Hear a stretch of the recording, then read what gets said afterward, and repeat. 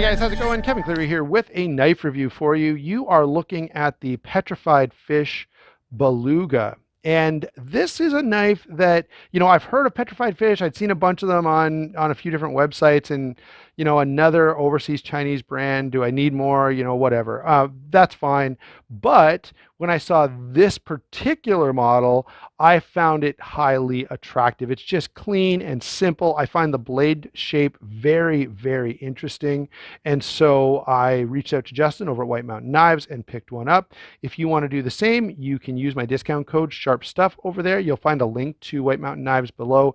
Use that discount code. It helps the channel and you get to save 10% off.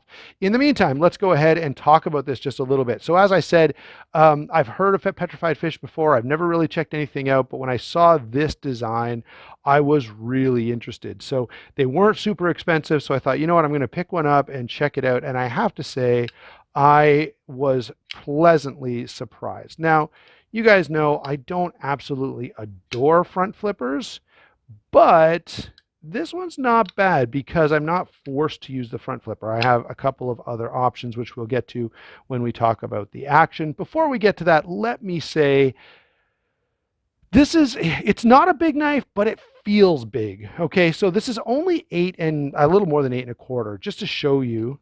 Whoops. Here's a paramilitary 2, which no one really, well, okay, some people think of it as a big knife. I definitely don't think of the Para 2 as a big knife. Look, I knocked my tripod. There we go.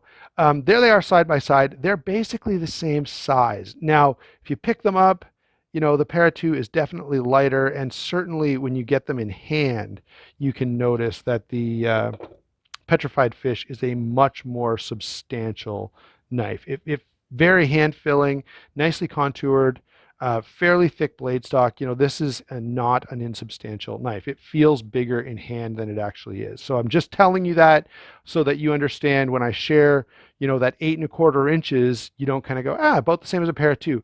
It is the same length, but it feels bigger. Okay. Just wanted to throw that out there. 3 5/8 on the blade, 4 5/8 when it's closed. Okay, that's the handle length. I did not include this little bump out from the clip there, which of course is very, very deep carry. 4 inches of grip area. So you could have really giant monster paws and this is still going to fit just fine. And the weight does go along with the hefty feel. This is 5.5 ounces. You can take a look in there. It is milled to save weight, but it's still pretty heavy. And you've got some pretty big pieces of G10 and a pretty big chunk of steel here. And that brings us to the blade. That big chunk of steel is K110, which is a decent budget steel. It's been used on some CRKTs. It's been used on some cold steels. We've seen it a little bit before. It seems to perform very similarly to 8CR13 MOV. This particular blade is a full flat grind drop point with this nice fuller. It is nice and thin behind the edge, so fairly slicey. Now you guys know I'm going to be like a broken record here. It's full flat ground, which is good, but not great, right? Great is a hollow grind. They slice like crazy. A full flat grind is good. What you're doing with a full flat grind is you're adding extra material to make it a little bit tougher. And certainly that is achieved here. Man, why do I keep bumping the tripod? I had no problems with this the last video I recorded. There we go. Sorry, guys. Get everything centered back up again. So in terms of how this is held up for me, the K110 has been fine, right? I did a bunch of cutting. I've done some kitchen work with it. Every knife that I review, I always end up preparing a few meals with it just because, I'm purposely going out of my way to cut a bunch of stuff just to get a feel for the knife. And an obvious place to do that is in the kitchen. It's held up well for me. So some knives, you go, man, all I did was cut up 2 cardboard boxes and it's already dull. That has not been the case with the K110 here on the Petrified Fish Beluga. It's okay, but it's still a budget steel at a budget price point. Okay, I would love to see even D2 here. 14C28N would be like a dream come true on a knife like this. But companies don't always give us that. And really, it's not that bad. As I say, I've carried this, I've used it. It has not been like, I'm not sitting there going, oh man, I can't even get through a job without this knife going dull on me. It's not that bad. All right. So I like this blade quite a bit. It's a good balance between toughness and slicing power. I love the fuller because of what it does for the action, and I like that thick, hefty blade stock. So blade is not too bad, although I'd wish it were in a different steel. What about the action? Well, front flipper works fine, although I'm not in love with front flippers. You can also spidey flick this, really, really satisfying. This is a fidgety knife, guys, very much so. The fuller has sharpish edges, so I can easily get a hold of it and roll it open. I can easily tuck the fat of my finger in there, my middle finger, and get it to flick out quite well. So that aspect, the detent is really nicely dialed in. The action is very smooth, and the deployment options with the fuller are what make this good. All right, if it was just this was totally clean and there was only a front flipper, I probably wouldn't be in love with this. But as it is, where yeah, the front flipper is there, but I don't have to use it, to me that kind of saves it for me. And actually, this is quite an enjoyable knife to fidget with, and I find myself flicking it open and closed quite a lot. Moving on to handle construction. Fairly straightforward stuff here. We've got stainless steel liners, contoured G10. Now, contoured G10 is not always, something we see, but I do really, really like it. Very comfortable in hand. It's hand filling. It's not as good as the most comfortable knife I own, which is the 8010 from Cold Steel, but it is quite good overall. The pocket clip doesn't get in the way or create any hot spots.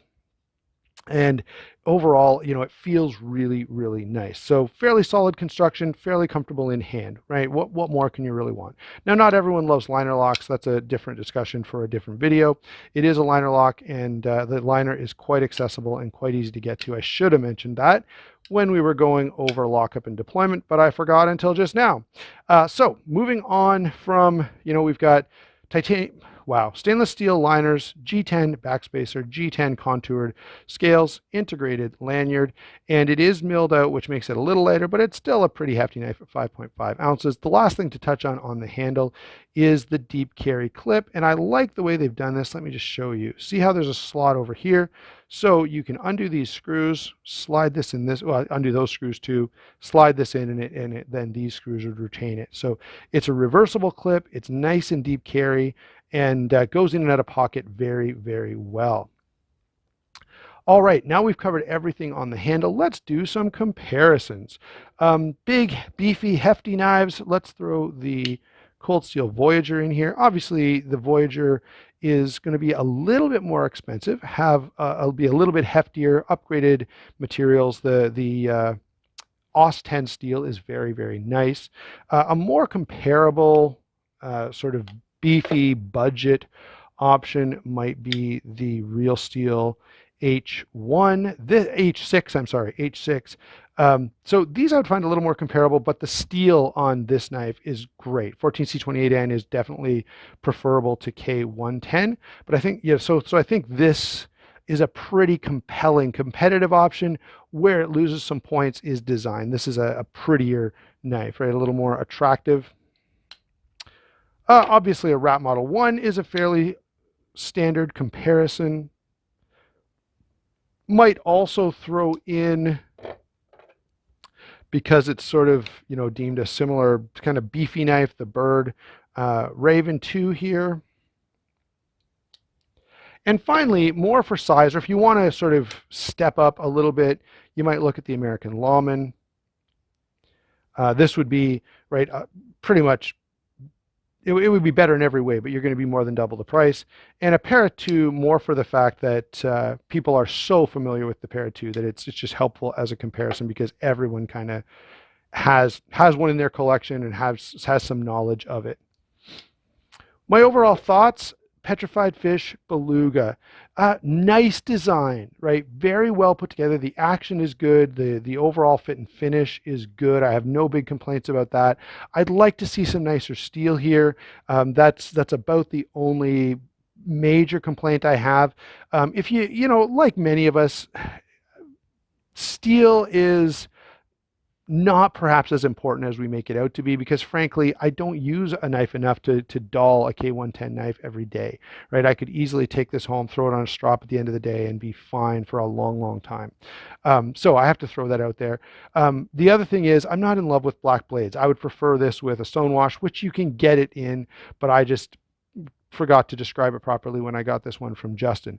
Frankly, though, while there are a couple things that are detracting from this, this feels so good in hand and is such a nice balance that I like this. I end up carrying it quite a bit. And the other thing is, sometimes if you're sitting on the couch and I just want something to fidget with, this goes with me a lot. It is a great fidget knife. Now, I'm not saying that's the primary way we should judge a knife. It needs to be a cutting tool first, but boy, it's nice when you can get it, right? And this has a really, really nice action on it. So there you go. Those are my overall thoughts on the Petrified Fish Beluga. Again, I'll remind you, check out that channel sponsor. It helps me out a whole lot when you use that link and use my discount code SHARPSTUFF. Helps you out as well because you save 10%. Thanks a lot for watching. We will talk to you soon.